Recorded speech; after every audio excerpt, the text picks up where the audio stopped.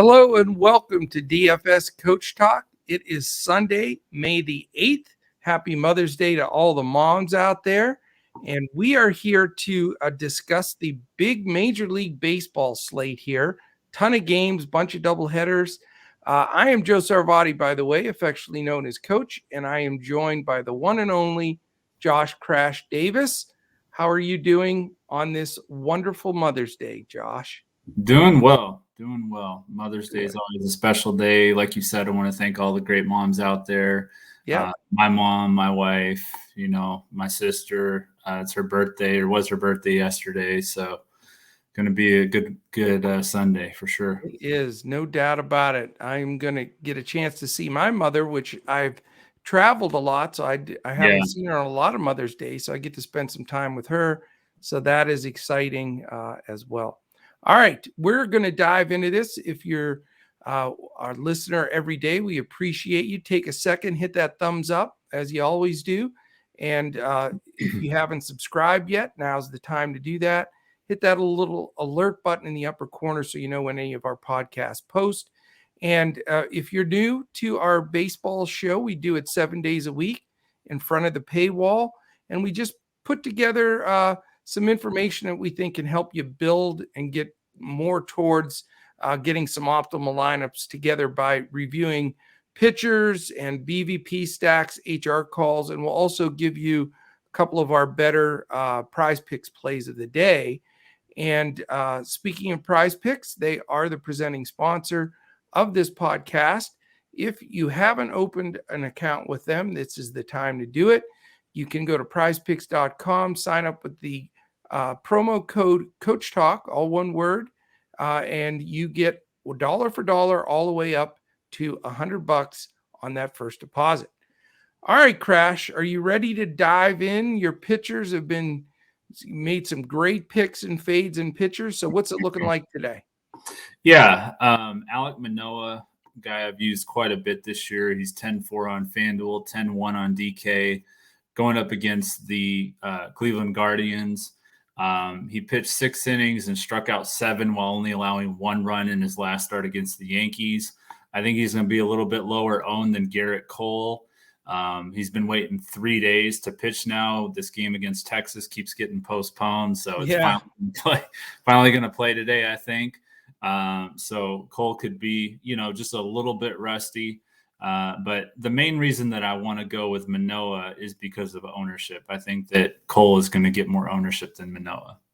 Yeah, very well could. There's no question about it.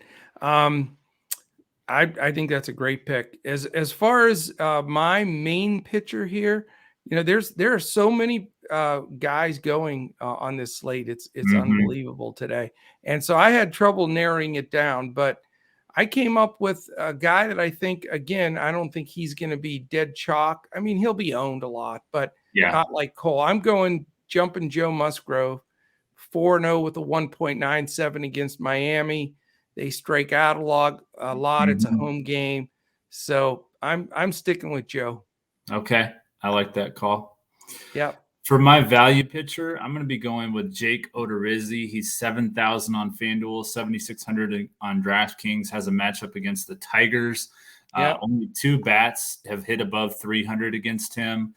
Jonathan Scope has the best numbers against him. He hasn't had an extra base hit since April 13th, and he's gone 0 for 14 in his last 4 games. So hoping he stays cool. Maybe he's due, but hopefully he stays cool.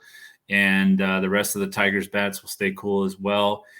They are tied for the 7th highest strikeout percentage. And after he really struggled in his first 3 starts, Odorizzi was a lot better in his last 2 games. He pitched 6 2/3 shutout innings against Seattle, and he pitched 6 innings and only allowed 1 run at Texas. So much better his last 2 starts. And this is probably on paper the easiest of the 3 matchups he's had in his last 3 games. So I do like Odorizzi here for some value. Yeah, and I'm having a difficult time with a value pitcher on this slate. I may end up buying up and spending the money for the 2 pitchers, but I do sort of like Jacob Junis from San Francisco. I think that, if he can get enough innings in, I know St. Louis can be dangerous at times, but in Frisco, at home. I think that statistically he's done a good enough job. Looked good in that last outing. So I think he may be the value guy that I'm looking at. Yeah. For my fade pitcher, I technically guess it's Garrett Cole, but it's not really like, oh, I can't see this guy having a good day at all, because I really can. Yeah. But he's 10,000 on both sides. I just would rather pay up for Manoah a little bit more. And Texas has the 8th lowest strikeout rate, so that's another reason why I'm not as high on Cole. And we've seen him in these kind of situations before where he's struggled. So if it's that kind of a day, it could really be a game changer in a tournament.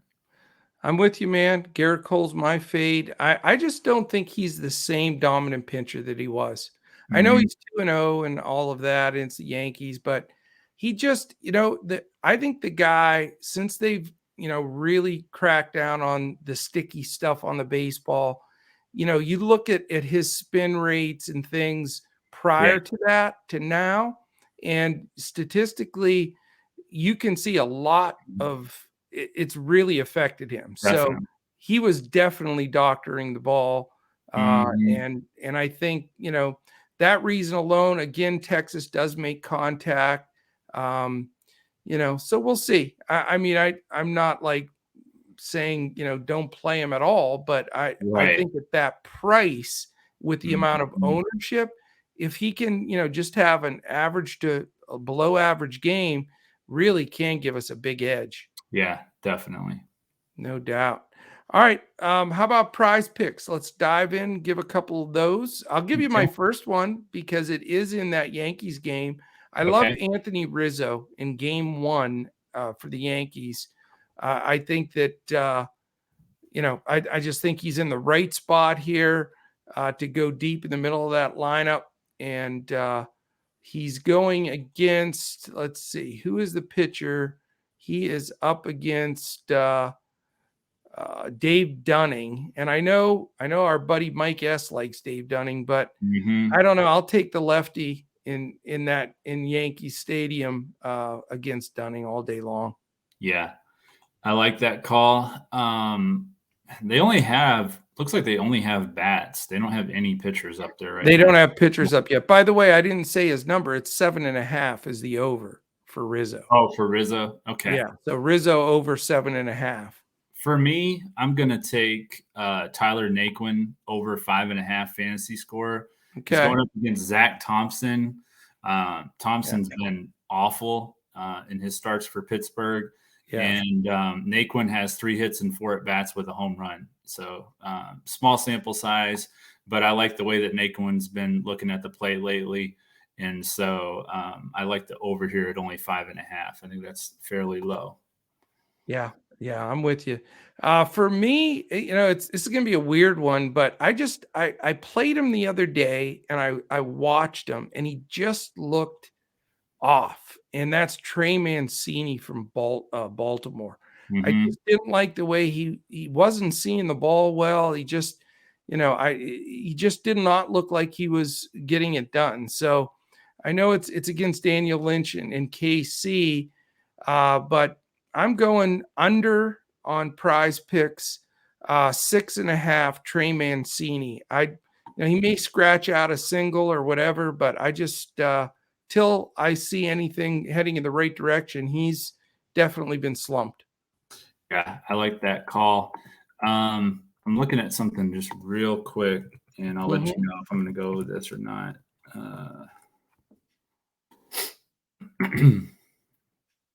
So it looks like Manny Machado is going to be facing against Trevor Rogers, which that's another lefty.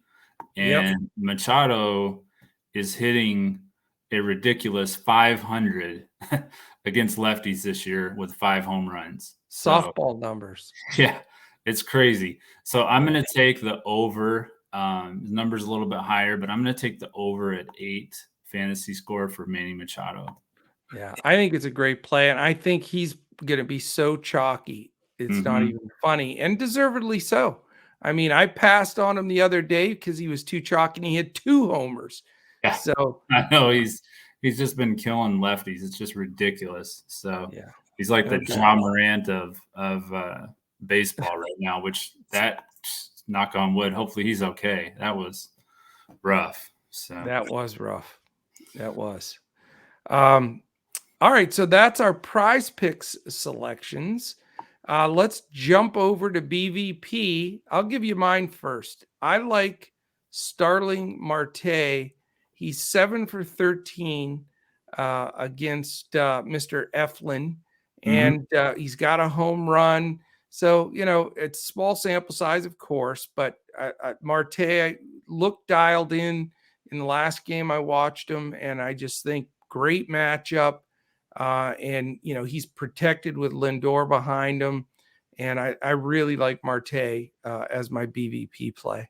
yeah, I wish I would have found that. I guess I overlooked it, but I like, what I've realized is pretty much anything over 10 has been pretty solid for BVP, 10 at bats. Right. So I kind of target that now. Of course, if they have like 50 or 60, it gets kind of crazy. But yeah. So my play is going to be Giancarlo Stanton. He's 3,300 on FanDuel, 4,400 on DraftKings. He's hitting 364 with 4 hits and 11 at bats, including 2 home runs against John Gray. So that's going to be my BVP play. We call him Mike Stanton, remember? I know we do call him Mike Stanton. We're probably the only 2 people on the planet that are calling him that now. But oh, yeah. I love it. Yeah. All right, stacks. I'm just going to stay, since I went already, I'm staying with this stack against Eflin. I love this stack for the Mets, and I am just all over it because not only does Marte smash him, but you got a bunch of other guys with multiple hits here.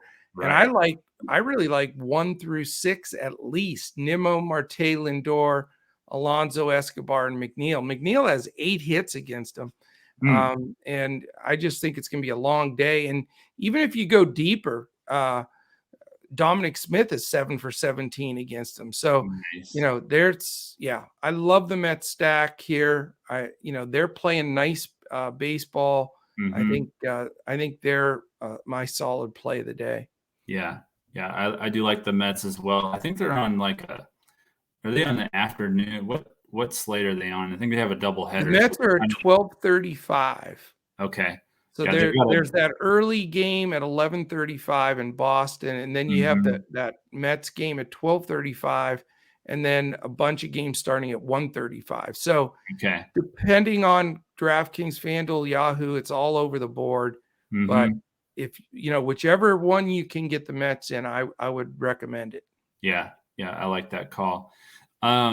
I have the chalky stack here, which is probably going to be the highest owned stack on the slate. The Yankees against John Gray, Aaron Judge, Giancarlo Stanton, Mike Stanton, Diego Mayhew, Josh Donaldson, and then I like Isaiah Kiner-Falefa as a little bit of a value play.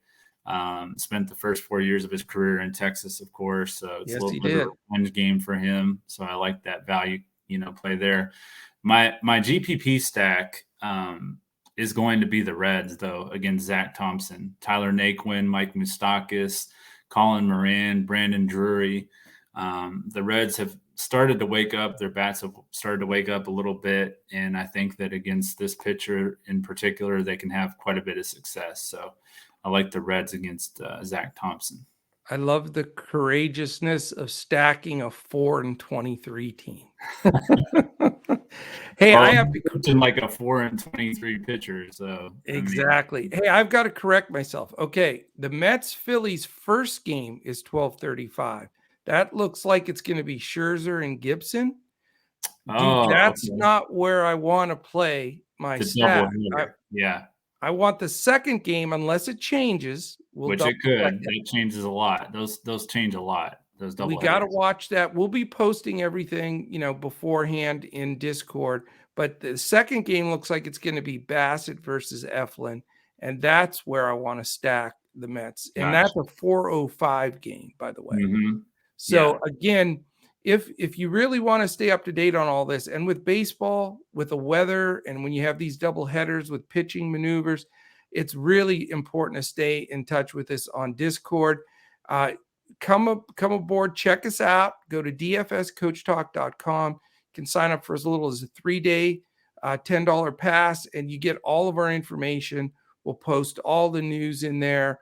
We have the MLB feed from Underdog. Shout out to Underdog, that's always in there telling you up-to-date information on everything that's going on. So we would love to have you there. And if you're stacking as of right now, stack the Mets against Eflin, and I believe as of now it should be the 4:05 game.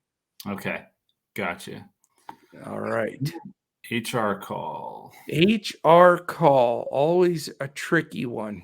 Yeah. I'm going to go with David Peralta. He's 341 with 15 hits and 44 at bats against Yerman Marquez. Nice. With 2 home runs.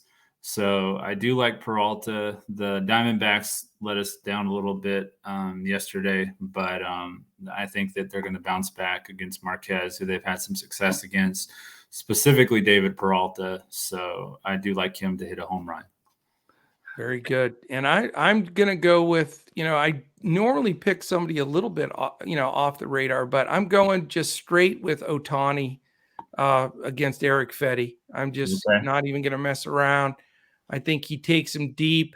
That was my backup stack, the Angels. So I think, Ohtani should be right in the middle of that. The guy that I'm not going to play anymore, that I'm a little furious about, just to throw it out there and be a crybaby, Anthony Rendon. What's the deal with him? He has really been he's been getting hits, but he's just not, doing what we're used to from him. I mean, he was 3 years ago an MVP, or did he win the MVP in the National League? He may have won it, or else he was second. And he was right there. Yeah. Right. Yeah. So he was right there. Actually, I think that was the year that Yelich and Bellinger tied. So. Oh, okay. Right. Yeah. But he was. But he made a push at the end of the year. Basically. Yeah. So he was an MVP candidate, is the whole point we're trying to get across. And he's not playing anything close to that, which in that lineup, that would be huge for them. But he's got all that protection around him, people all over the place, Trout and Ohtani and Walsh, and you name it. So yeah, I don't know. I just wanted to bring that up because I had played him and watched him. He just another guy that looks like he's in a funk. But hey, those guys break out of it at some point. There's no doubt about it. But that is a dangerous stack tomorrow, though, the Angels. That is a dangerous stack. But Fetty, for whatever reason, he's been holding it down a little bit. So it's an interesting matchup. Yeah, he's not bad, but, he can always blow up. And, it's still early. They've only pitched, 3-4 times. So maybe this is one where they can get to him. So, all right, man. I think that is everything. We wanted to get this out super early so everybody's got a chance, to get some of those lineups built. If you have some Mother's Day plans going on, we'll certainly be posting lineups as we always do 30 minutes before lock. So, check it out in Discord. We'll also put up some information on Twitter. If you want to follow us there, we're at DFS Coach Talk. Mr. Crash is at JP Davis 1982, and I am at Joe Sarvati. So really appreciate it. Any final words, Crash? No, I think we hit it on the front end about Mother's Day and everything. So everybody enjoy their day with their moms and just have a great Sunday. Sounds good. And hopefully we have some big takedowns. That would be a nice. And for the moms out there that are members, we have a lot of lady members now too. So what a wonderful Mother's Day present for a takedown with Coach Talk with us. So that would be great. Like a plan. Yeah, we'll do it. All right. Well, thank you again. And as always, you can join us 7 days a week in front of the paywall for these MLB podcasts and our NBA podcasts and PGA as well. So if you haven't done it already, on the way out, hit that thumbs up, hit the subscribe button, and hit that alert so you know when our podcast posts.